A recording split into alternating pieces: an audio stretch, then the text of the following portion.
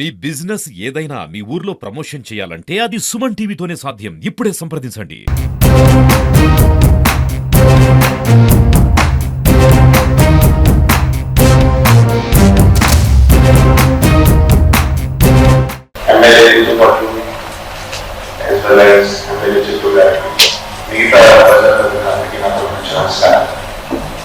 Media గురించి అవగాహన తక్కువ ఉంది కానీ ఈ సమావేశంలో ఎక్కువ మాట్లాడాలి.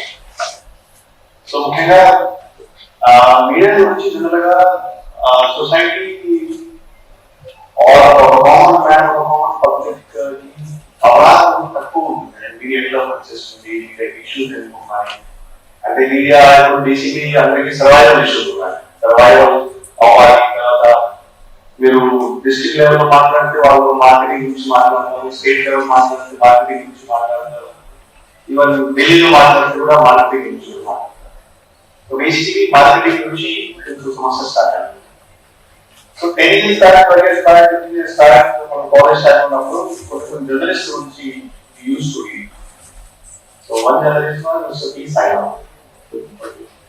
సో పి సాయినాథ్ బేసిక్లీ 1998, 1999, 2000 లో మహారాష్ట్ర బేసిక్లీ ఫార్మ్ సొసైటీ కొద్దిగా ఎక్కువ జరిగింది అసలు. సో 1998 నుంచి P Sainath basically as a media reporter farm society ఎప్పుడప్పుడు కవరేజ్ స్టార్ట్ చేశారు. వాట్సాప్ నుంచి 1998 తర్వాత కొద్దిగా అవగాహన వచ్చింది. గవర్నమెంట్ పాలసీస్ ఫామ్ చేశారు. ఫామ్ చేసిన తర్వాత ఎప్పుడైనా గవర్నమెంట్ క్రిటిసిజం స్టార్ట్ అయింది. ఆ తర్వాత నుంచి మిస్టర్ పి సాయినాథ్ అంటే మిగతా ప్లాట్ఫామ్స్ కొంచెం దూరం అవుతుంది. ఇప్పుడు కూడా బేసిక్గా సేమ్ పరిస్థితి కనిపిస్తుంది. యాక్చువల్గా చాలా మంది గవర్నమెంట్ గురించి మాట్లాడతారు, గవర్నమెంట్ నుంచి సపోర్ట్ కావాలి, గవర్నమెంట్ సపోర్ట్ కావాలి. యాక్చువల్లీ నా అంటే మీరు గవర్నమెంట్ నుంచి దూరం ఉంటుంది ఎందుకంటే సో నేను పి సాయినాథ్ గారు ఎగ్జాంపుల్ చెప్తున్నాను. అంటే real media work, real media అంటే రియల్ ఇష్యూస్ మనకు రావడానికి కోసం కష్టం ఉంటాయి, శత్రువు అయిపోతారు. సో ఇది మనం చూడలేకపోతున్నాం. అది ఏం చేస్తున్నట్టు ఏంటి మన టీవీ చూసుకోవాలి. ఇది ఒక పెద్ద క్వశ్చన్. ఒక ఎడ్యుకేటెడ్ ఒక స్టూడెంట్ ఒక ఎగ్జామ్ తయారు చేస్తాం. ఆ స్టూడెంట్ కి రియల్ ఇన్ఫర్మేషన్ కావాలి. సపోజ్ యూపీఎస్సీ ఎగ్జామ్ తయారు చేస్తాం, రియల్ ఇన్ఫర్మేషన్ కావాలి. రియల్ ఇన్ఫర్మేషన్ ఎలా వస్తుంది అంటే రియల్ ఇన్ఫర్మేషన్ ఇప్పుడు అంత కష్టం అయిపోయింది. ఏం జరుగుతుంది రియల్ ఇన్ఫర్మేషన్ మనకి కావాలి. సో నేను మీడియా ప్రజలు కూడా అదే చెప్తున్నాను. ఎప్పుడైనా ప్రెస్ రిలీజ్ చేస్తే మీరు రియల్ ఇన్ఫర్మేషన్ పెట్టాలి. క్రిటిసిజం చేయకపోతే మీడియా ఉండదు, మీడియా కన్వీనియంట్ అవుతుంది criticism. But please do criticism in a genuine manner. After this is one parties delivered my request and thank you very much for inviting me. Thank you. మంత్రివర్యులకి, మా చిత్తూరు గురుజాల మా అమ్మగారికి, అలాగే మా అమ్ముడు tiger Challa Babu గారికి, చల్లాబాబు గారికి, మిగతా శాసనసభ్యులందరికీ, మురళి పుదుకొండ మురళి గారికి నా హృదయపూర్వక నమస్కారం. నాకు ఈ అవకాశం ఇచ్చిన జర్నలిస్ట్ అందరికీ thank you very much. So ఇంకా చాలా అవకాశం కాబట్టి మీరందరూ కూడా చాలా మేధావులు. ప్రతినిత్యం ప్రజలతో మమేకమై ప్రజల సమస్యల పట్ల నిరంతరంగా అవిశ్రాంత పోరాటం చేస్తున్న యోగులు మీరందరూ కూడా. ఇక్కడ స్టేజ్ పైన కూర్చున్న వాళ్ళ కంటే కూడా, అంటే ఈ మాట నేను గుర్తి చెప్పడం లేదు, చాలా దగ్గరగా మిమ్మల్ని అందరినీ కలిసి ప్రయాణం చేసిన తర్వాత నాకు వచ్చిన భావన, లోతైన అవగాహన, లోతైన పరిజ్ఞానం మీకు అందరికీ ఉంది. సమస్యల పట్ల కావచ్చు, ఆ సమస్యల పట్ల ప్రతిస్పందన కావచ్చు, ఆ సమస్యకు ఏ విధంగా పరిష్కారం చూపాలి అనేది ఒక పాత్రికేయ మిత్రుడికే తెలుసుకొని సగర్వంగా తెలియజేస్తాను. విచ్చేసిన మా రవాణా శాఖ మంత్రి రాంప్రసాద్ అన్న గారికి, అలాగే మా కిరికిరి మీరందరికీ కలిగిరి, నాకు కిరికిరి మురళీమోహన్ గారికి, మా మూతల పట్టు ఎమ్మెల్యే, అలాగే మా అక్క సికే లావణ్య గారికి, అలాగే ఇక్కడ స్టేజ్ పై చేసిన ప్రతి ఒక్క పాత్రికేయులందరికీ కూడా పేరు పేరున హృదయపూర్వక నమస్కారాలు. అంటే పాత్రికేయులు చెప్పాడు ఏదైనా ఇంకా చేస్తాము పడతాము ఇంకా మాకేమేమో కావాలని. ఖచ్చితంగా పాత్రికేయులకి ఇప్పుడు అర్ధరాత్రి ఏ అవసరం వచ్చినా కూడా తలుపు తట్టగానే పలికే విధంగా మేమందరం కూడా ఒక కూటమి నాయకులే కాదు, మా మా మంత్రి గారైతే ఇటువంటి కార్యక్రమానికి సామాన్యంగా మంత్రులు ఆహ్వానిస్తే వస్తామని చెప్పి ఎస్కేప్ అయిపోయారు. ఆయనకి ఎన్ని పనులున్నా కూడా వస్తున్నానని నాతో చెప్పారు. అది వాళ్ళ పైన ఉన్న మీ అందరి పైన ఉన్న గౌరవం కూడా. కాబట్టి మీరు కూడా నా కోరిక ఏమంటే అప్పుడే మన కలెక్టర్ గారు చాలా నీట్గా ఒక 4 విషయాలు తెలియజేశారు. జర్నలిజానికి భయం ఉండకూడదు, జర్నలిజానికి కులం ఉండకూడదు, జర్నలిజానికి పార్టీ ఉండకూడదు, జర్నలిజానికి స్వేచ్ఛ కావాలి అని అనేక మంది మాట్లాడినారు. నేను కూడా ఫస్ట్ వ్యక్తిని. జర్నలిజానికి ఫ్రీడమ్ ఉండాలి, నిజానికి నిజాయితీ రాయడానికి జర్నలిజంకి ఫ్రీడమ్ ఉండాలి. ఎక్కడైనా కూడా ఏ తప్పు జరిగినా కూడా దాన్ని తప్పుగా చూపించడానికి మీరు ముందు ఉండాలి.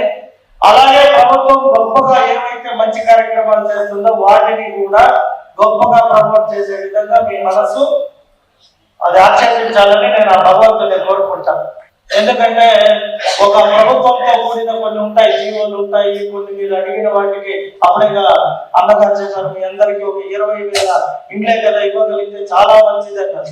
నిజమే, మా ముఖ్యమంత్రి గారు నిరుపేదలందరికీ టిట్కో ఇండ్లు నేను పోయి విజిట్ చేశాను పూనేపల్లిలో, చాలా అద్భుతంగా ఉన్నాయి. దాన్ని కంటిన్యూ చేయకుండా రియల్ ఎస్టేట్ ల్యాండ్లు కొని గత ప్రభుత్వంలో ఏదో కాలనీలు పేర్లు పెట్టేసి వాటర్ లేదు, లైట్ లేదు, రోడ్ లేదు, పోవడానికి దారి లేదు. అటువంటివి లేకుండా నిజంగా కూడా హౌసింగ్ మంచిగా ఎక్కడ ఒక పార్లమెంట్ స్థాయిలో ఒక కమిటీ చేసుకొని ఎవరైతే మంచి జర్నలిస్టులుగా పనిచేస్తున్నారో వారందరికీ కూడా హౌసింగ్ ఇవ్వడానికి నేను కూడా అసెంబ్లీలో మా ముఖ్యమంత్రి ఖచ్చితంగా కోరుతాను. ఎందుకంటే bridge of people and administration మీరు నిజాయితీ లేకపోతే మా దృష్టికి రాకపోతే మేము ఏం చేయలేము ప్రజలకి. కాబట్టి ఈ సందర్భంగా ఆంధ్రప్రదేశ్ తెలియజేసుకుంటూ జర్నలిస్ట్ అప్పుడేగా జయరాజ్ గారు చెప్పారు దీన్ని స్థాపించడానికి నేను కూడా ఒక బేస్ నాకు చాలా నిజాయితీగా జర్నలిజం ఉంటే ఖచ్చితంగా ప్రభుత్వాల దగ్గర కొట్లాడి ప్రజలకు మంచి చేయడంలో ముందుంటాం. కాబట్టి నేను వాటిని ఎంకరేజ్ చేశానని తెలియజేస్తూ జిల్లా ఇన్ఛార్జ్ మంత్రివర్యులు రామప్రసాద్ రెడ్డి గారికి, నా సోదరులు, నాకు అత్యంత ఆప్తుడు చిత్తూరు శాసనసభ్యులు గురజాల జగన్మోహన్ గారికి, చిత్తూరు పట్ల సమాజం పట్ల బాధ్యత కలిగినటువంటి జవాబుదారీతనం కలిగినటువంటి మీడియా సంస్థని నడుపుతున్నటువంటి మేడం సికే రావణ మేడం గారికి, అదేవిధంగా ఏపీడబ్ల్యూజేఎఫ్ రాష్ట్ర అధ్యక్షుల వారికి, ప్రధాన కార్యదర్శి వారికి, సోదరుడు యుగంధర్కి, నాకు చిరకాల మిత్రుడు సిపిఎం జిల్లా కార్యదర్శి వారి రంగరాజు గారికి, విజయవాడ విద్యా సంస్థల 22 సంవత్సరాల జర్నలిజంలో కొనసాగితే అందులో 20 సంవత్సరాల ఉద్యమంలో కొనసాగింది. అది యాదృచ్ఛికమో లేకపోతే నాలో కలిగిన భావం తెలియదు. నేను జర్నలిజంలో అడుగుపెట్టిన 1-2 సంవత్సరాల్లోనే ఉద్యమాల్లో కూడా అడుగుపెట్టాను.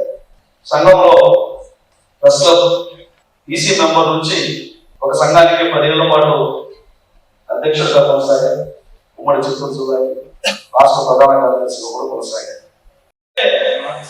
అనుకోకుండా జరిగినటువంటి మార్పులు, సమాజంలో వస్తున్నటువంటి పురోగతి, ఇవన్నీ డిజిటల్ మీడియా రంగంలోకి వచ్చేసినప్పుడు మీడియా చట్టానికి మీకు అందరికీ తెలిసిందే.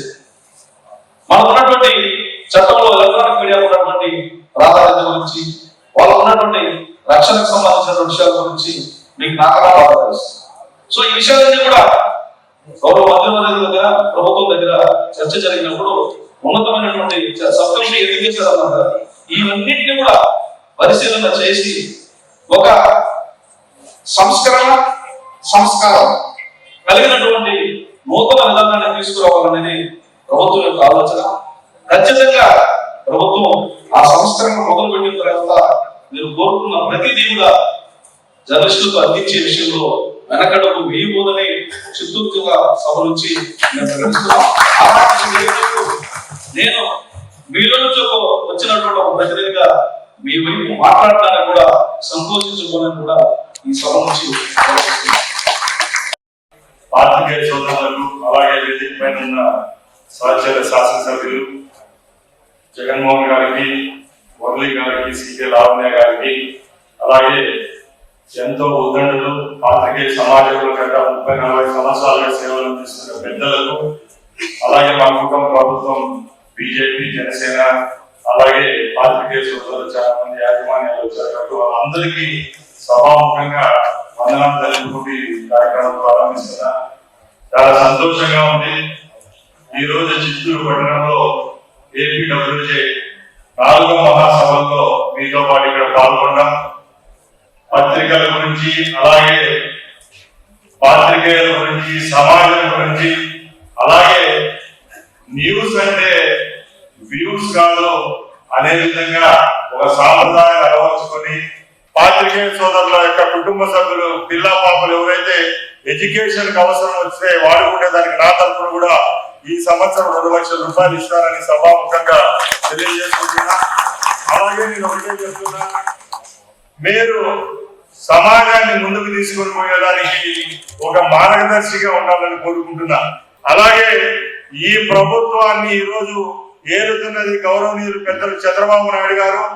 ఆయన ముఖ్యమంత్రి అయిన తర్వాత ఏవైతే హామీలు పత్రికా సోదరులు ఎవరైతే మీడియా సోదరులు ఉన్నారో వాళ్ళకు గృహాల కల్పనలు అయితేనేం, హెల్త్ ఇన్సూరెన్స్ విషయంలోనైతేనేం, రేపు రాబోయే కాలంలో దాడులు జరిగితే తీసుకొచ్చే చట్టాల విషయంలోనైతేనేం ఈ కూటమి ప్రభుత్వం చిత్తశుద్ధితో ఉంది. రాబోయే కాలంలో కూడా మా ముఖ్యమంత్రి గారితోనైతేనేం, అలాగే పైన అధికారులతో సంప్రదింపులు జరిపి మీ తరఫున పోరాడేదానికి మా శాసనసభ్యులు అయితేనే ఇన్ఛార్జి మంత్రిగా నేను మీ వెన్ను ఉండి నడిపిస్తానని తెలియజేసుకుంటూ సెలవు తీసుకుంటున్నా. జై హింద్.